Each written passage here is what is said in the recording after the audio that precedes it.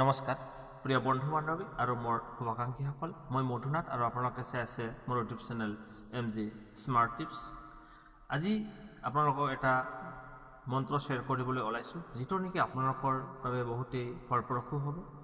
মন্ত্ৰটো হৈছে কাঁইট গুচোৱা মন্ত্ৰ, ডিঙিত কাঁইট গুচোৱা মন্ত্ৰ। কেতিয়াবা মাছ মাংস খাই থাকোঁতে কেতিয়াবা আপোনালোকৰ ডিঙিত মাছ নাইবা মাংসৰ কাঁইট ডিঙিত লাগি ধৰে, তেতিয়াহ'লে আপোনালোকে সেই সময়ত হয়তো পানী খাইছে, ভাত খাইছে, তথাপিতো ডিঙিৰ কাঁইট তললৈ যোৱা নাই। তেনেকুৱা পৰিস্থিতিত আপোনালোকে কি কৰিব?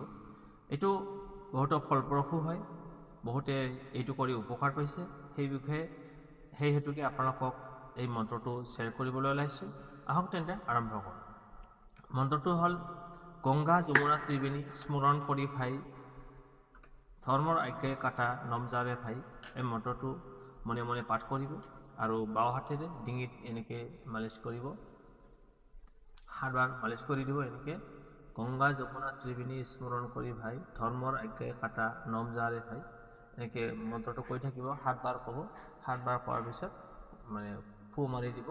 তেতিয়াই চাব আপোনালোকৰ লাহে লাহে ডিঙিত মাছৰ কাঁইট নাইবা মাংসৰ হাড় ডিঙিৰ তললৈ গৈছে। গতিকে এই মন্ত্ৰটো আপোনালোকক এইকাৰণেই শ্বেয়াৰ কৰি দিবলৈ ওলাইছোঁ যাতে আপোনালোকৰ উপকাৰ আহে। বন্ধু বান্ধৱীসকল, ইমান পৰে আপোনালোকে আজি সৰু মন্ত্ৰটোৰ বিষয়ে শুনিলে। আপোনালোকৰ যদি অকণমান উপকাৰত অহা যেন লাগিছে তেতিয়াহ'লে লাইক কৰিব, শ্বেয়াৰ কৰিব আৰু চেনেলটো ছাবস্ক্ৰাইব কৰিবলৈ নাপাহৰিব। আপোনাৰ বন্ধু বান্ধৱীক ভিডিঅ'টো শ্বেয়াৰ কৰি দিব। ধন্যবাদ।